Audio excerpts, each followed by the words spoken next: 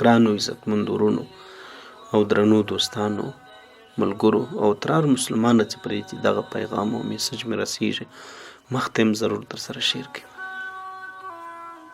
د یو مسلمان د بچي عقیده باید څنګه جوړه شي، دا یو څو سواله دي په خپل مې زده کړئ او خپلو بچیانو ته یې وښایاست او دا شیر کې در سره مخته چې تر هر مسلمانه پورې ورسیږي.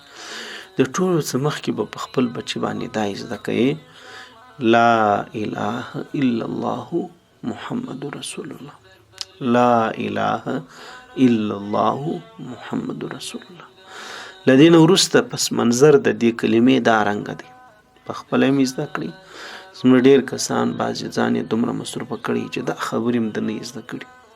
دا خو زموږ ستاسو غاړې بندې دي د الله بندګان چې خپله دې نه زده نو بچي ته به سړی څه وروښي. په لحاظه اول سوال دا دی چې من خلقک، ای زوی ای بچی ای لوره ته چا پیدا کړی، موږ چا پیدا کړي، موږ چا پیدا کړي. بچی خو ماشوم یې خو په دې نه پوهېږي نو موږ به په دې باندې پوه کوو چې الله جل جلاله.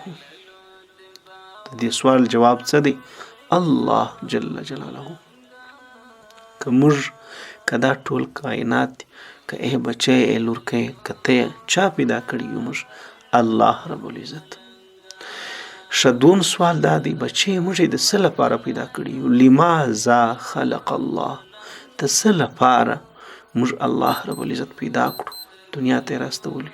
موږ خو نه د څه لپاره پیدا کړلې ای بچی، د څه لپاره پیدا کړې ای لوره؟ د دې لپاره لعبادته، د خپل عبادت او بندګۍ لپاره. قرآن څه وایي؟ وما خلقت الجن والانس الا ليعبدون. رب العزت فرمایي ما انسانان نه پیریان، په دا آیات شریف کې جن مخکې دی وما خلقت الجن، ځکه پیرانان په پیدایش کې مخکې دي. ما پیرانان او انسانان نه دي پیدا کړي، موږ د خپل عبادت او د طاعت او د بندګۍ او د خپل معرفت لپاره پیدا کړي دي. په دې عبادت کې در ټولو لوی شی هغه د الله پیژندل دي. زما ګرانو عزتمندو ورونو چې تر څو پورې موږ شی ونه پیژنو موږ دغه په ارزښت او په قدر څه پوهېږو. نو له دې وجې دې خبرو ته خامخا به وخت ورکوئ، اهمیت به ورکوئ. موږ کله کله دا زموږ ځوانان یې موږ په خپله چې په عبادت کې کمزوري یو نو د دې وجه دا ده چې موږ خپل رب صحیح نه پیژنو، موږ خپل د ژوند مقصد سم نه پیژنو، موږ د پیدایش مقصد سم نه دی پیژندلی. بهرحال نو بل سوال دا دی چې موږ یې د څه لپاره پیدا کړي یو؟ د الله د خپل عبادت او د طاعت لپاره، د خپلو پیژندل کولو لپاره. دریم سوال به دا په زده کې ما هو اعظم ذنب، ای زما بچی ای لورکۍ در ټولو لویه خطا، در ټولو لویه ګناه، در ټولو لوی ظلم، در ټولو لویه بده خبره څه شي ده؟ در ټولو لویه بده خبره هغه دا ده، هغه شرک دی. الشرک بالله تعالی، شرک د الله سره نیول.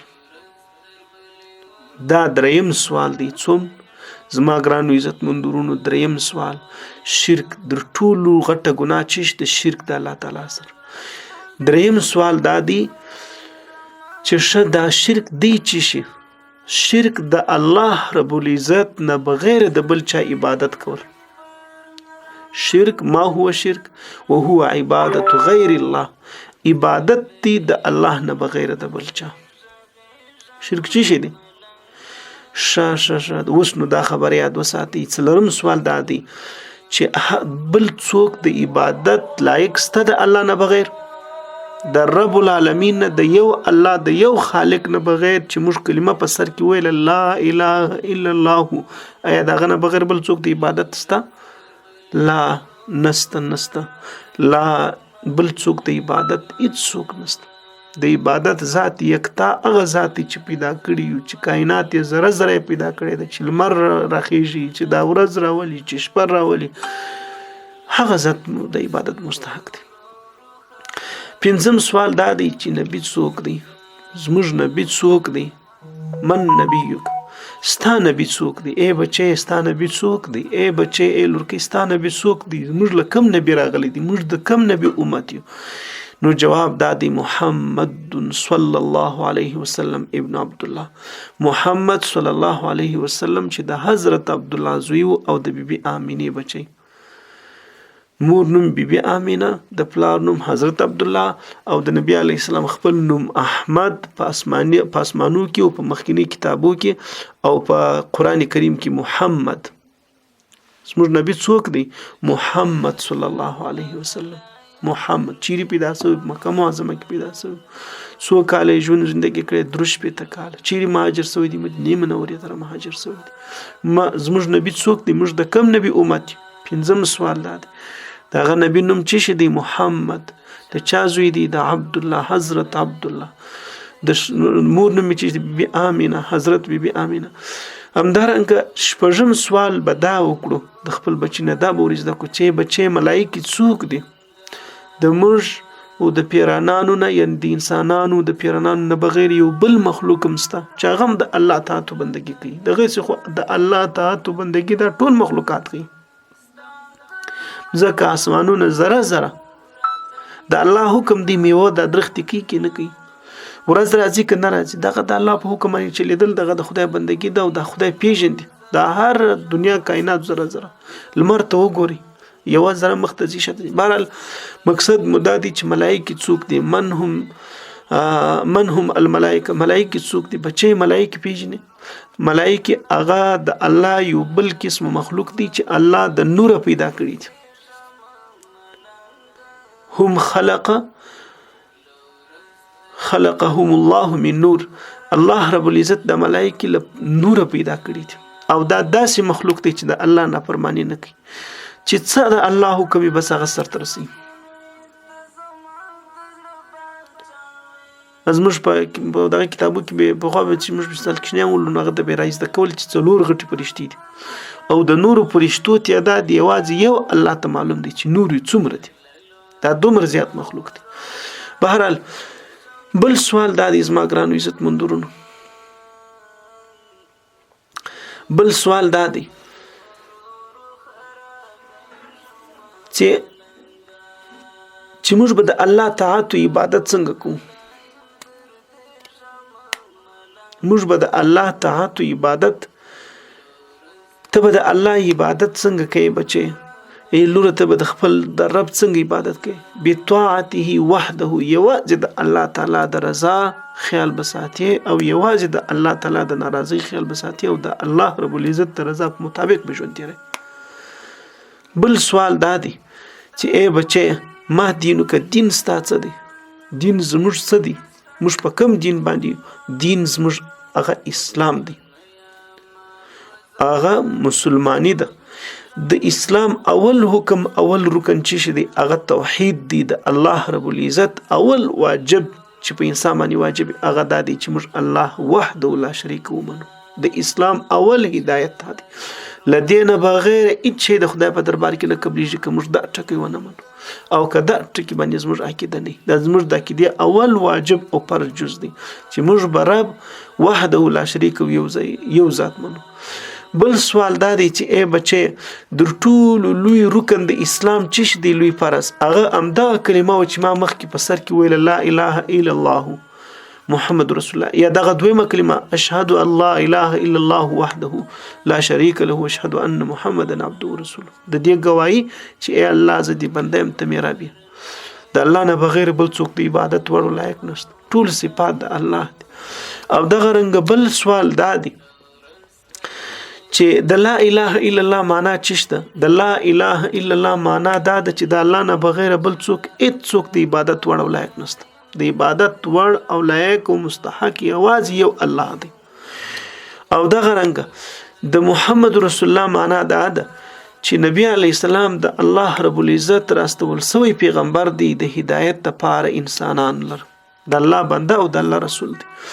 همدارنګه بل سوال دا دی انسان بخپل بچی ته دا ورزده کوي چې بچی ایمان چشته وای؟ ایمان و دې ته وای چې موږ ورشتیا ومنو د الله رب العزت پر وحدانیت باندې زموږ ایمان، د الله پر رسول باندې زموږ ایمان، د الله په کتابونو باندې زموږ ایمان، په ورځ د آخرت ایمان، پر بیا حساب کتاب ایمان. د ایمان دی او هغه ارکان دي.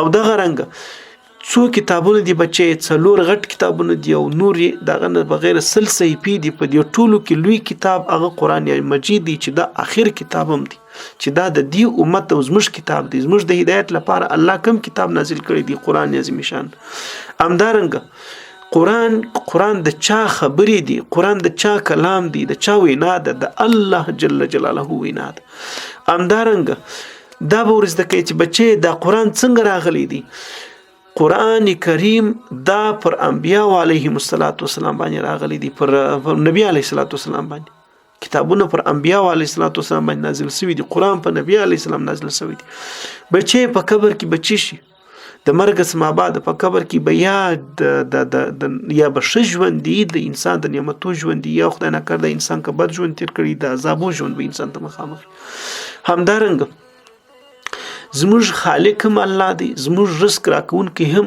الله رب العزت دی زموږ خالق او رازق دا یوازې الله رب العزت دی همدارنګه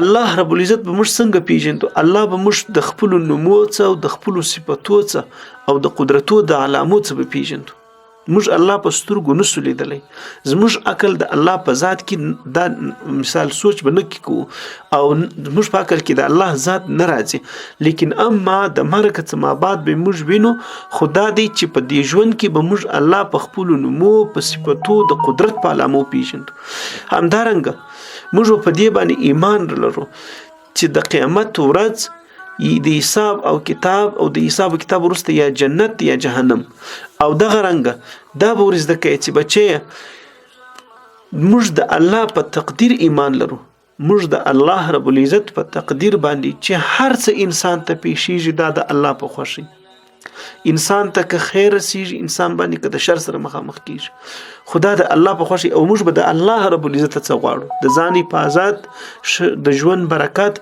او دارنګ خیر د دنیا او د آخرت کامیابی موږ به هر څه د الله پاک غواړو مدد او نصرت دا به د الله پاک غواړو همدارنګ د نبی علیه السلام بارک د اصحابو څه حق دی په موږ باندې د نبی علیه السلام بارک د اصحاب پر موږ باندې حق دی د محبت او د اقتدا په دی پس او دارنګه د حاکمانو د وخت د بادشاه او د وخت د حکومت پر موږ څه حق دی د هغه حق دی پر موږ باندې د سامعي او د طاعت په معروف په شو باندې د هغه خبره منل او د هغه اطاعت کول دا یو څو خبرې دي چې